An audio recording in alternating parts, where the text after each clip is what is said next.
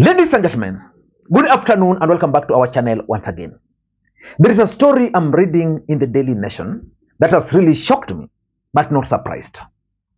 In that story, the Daily Nation is narrating how Kwanza tried to sneak some amendments to the NCO report with the aim of achieving three objectives. The first thing they wanted to achieve through those amendments is to ensure that at the end of the day, Azimio Umoja One Kenya Alliance was going to come to an end. If the changes were to go through Parliament, Azimio Umoja One Kenya was going to stop being in existence. Number two, they wanted to change how elections are conducted in the Republic of Kenya by introducing some designated polling stations, e.g. vehicles and vessels. So which means in 2027, if the bill had passed in Parliament or at the Senate, it would have meant that during the counting, some polling station would just come up and they'll say, okay, Kenyans voted through this motor vehicle or through this ship or maybe through this, currently polling stations are predetermined. And by the time Kenyans go into the polls, they know that these are the polling stations.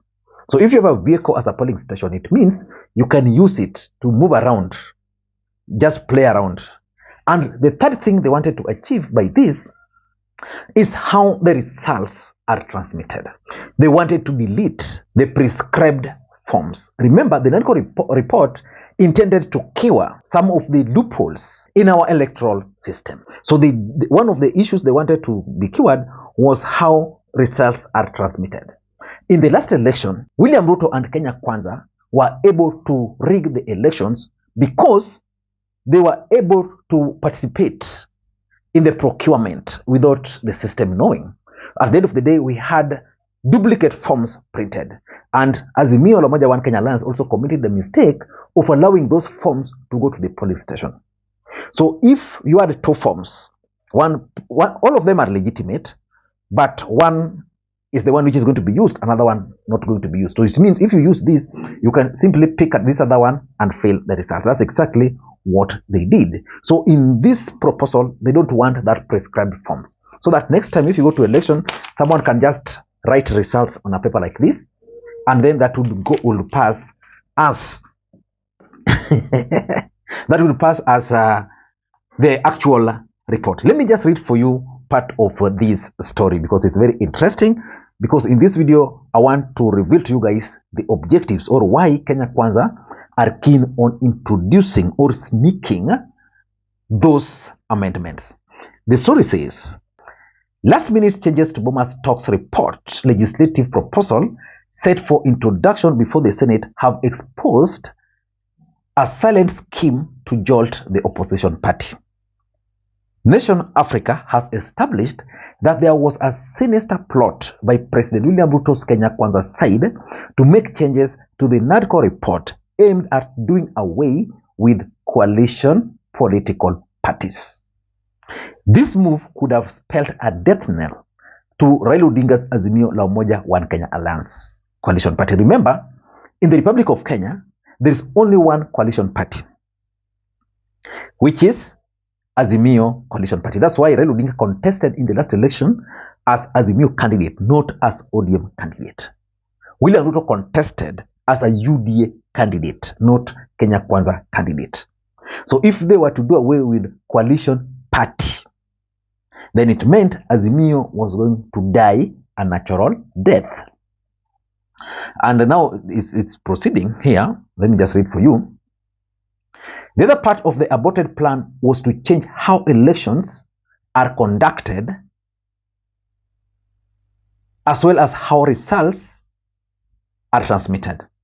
Trying to pull the rug under Azimio's feet, the majority side tabled the altered bill before the Senate, but it took a last-minute ditch intervention by the minority side to have a debate on the bill halted, saving the country another fierce political storm. So it means Azimio realized very late that these guys had actually introduced certain changes. In fact, it's normally normal.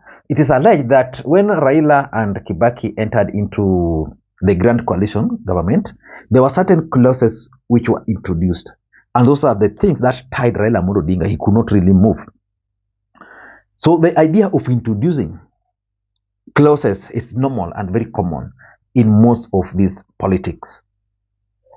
Now, I'm just trying to, to read for you what it means. It says, the First Amendment sought to expunge the existence of a coalition political party from the Political Parties Amendment Act 2022 by deleting the expression coalition political party. If that were to be removed, Azimio was not going to exist. That is the truth. And it also says somewhere here, the amendment was to have the Electoral Commission appoint a place or places or designate a vehicle or vehicles or a vessels such a polling station or polling stations for each electoral area. So it means in each electoral area, we are going to have a vehicle moving around as a polling station. That is what they were intended to use to steal. So in this video, I want to reveal to you guys the objectives why someone somewhere sat and decided that the NADCO report, which was agreed to, had to be changed by sneaking some amendments. But before we do that, for those who are watching this channel for the first time, please take a second or two, click that subscribe button so that next time we produce a video like this, YouTube will automatically notify you. And to the subscribers, I want to continue thanking you guys for your continued support. Because without that support, this channel cannot be where it is. Ladies and gentlemen, I want to begin this video by just going back to 2022. Do you think William Ruto, do you think he won fairly? Because Miguna was on Obina TV the other day, and Miguna was very clear that Raila Odinga won in 2017. And of course, it's also very clear that Raila Odinga won in 2007. But did William Ruto win in 2022? For me, I know William Ruto did not win, but he was declared the president. And he knows that. But let us not get into that. Let us focus on the subject. Why would someone sneak amendments to a bill, to a report that was agreed upon and already submitted and signed by the president and the Azimio coalition? Number one, someone somewhere is planning to sabotage the NADCO report. As a matter of fact, William Ruto and Kenya Kwanza were even not willing to sit down and talk with Azimio Umoja and Kenya Alliance. From the onset, they were not willing. So as a matter of fact, pressure were exerted on them, both internally and externally. There were external forces. In fact, up to this stage, I still strongly believe that the NADCO report is as a result of external forces. Maybe the church, maybe the civil society, maybe external factors like the foreign mission like the US, who wanted Ruto to actually cede grounds. But they never really embraced it. So the report came, they had no option, they had to agree because the process had started, they had to agree. And the report then was supposed to go to parliament. Then now you decide to sneak.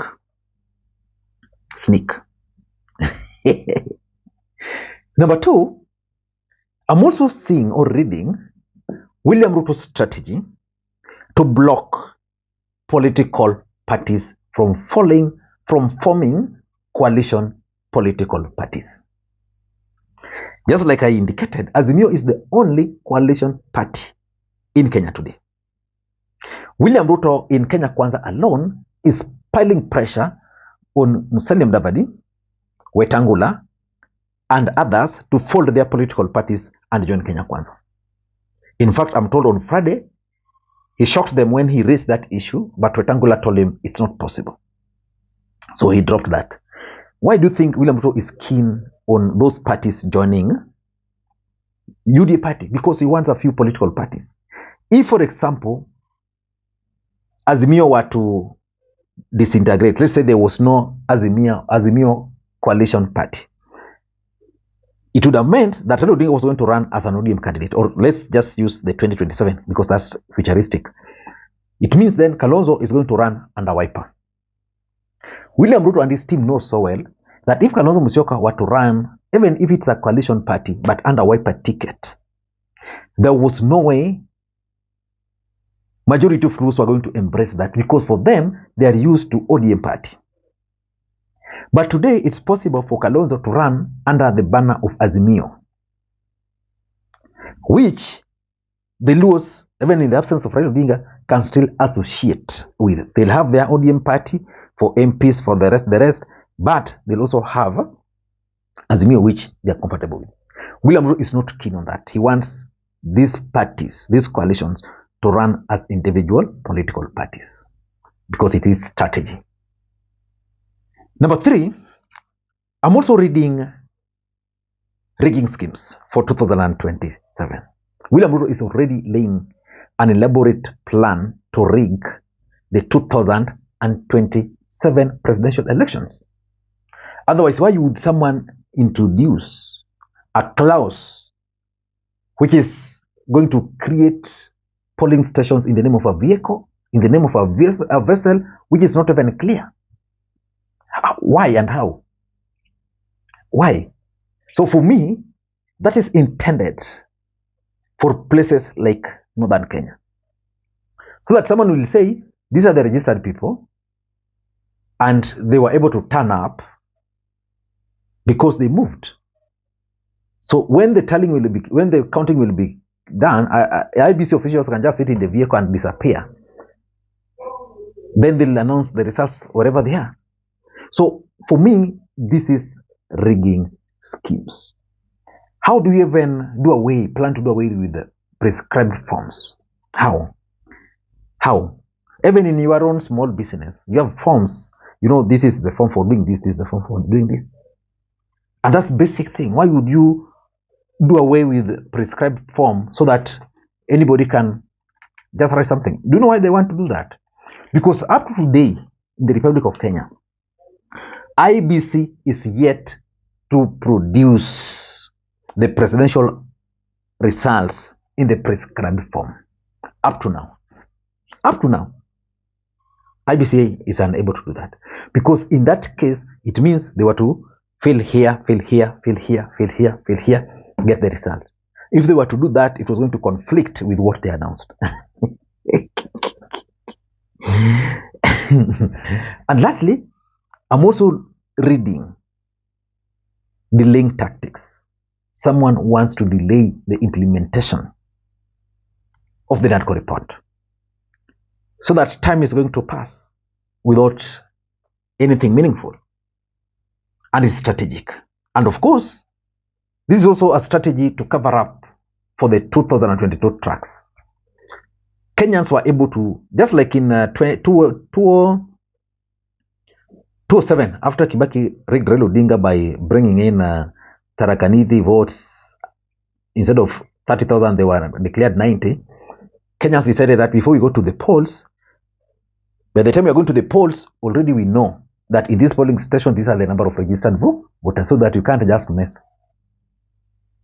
So they know that one of the ways is the prescribed form, introducing those vehicles so that, I remember in 2017, there were polling stations which were fake. They declared results, but they were fake. So in the last election, it was IBC were forced to ensure that they publish the gazetted polling stations. So someone is trying to cover the track so that even if you will do them, nobody will really find a way of taking them to court. I don't know what you think. That's my take. Until next time, this is Makwiny. Bye-bye.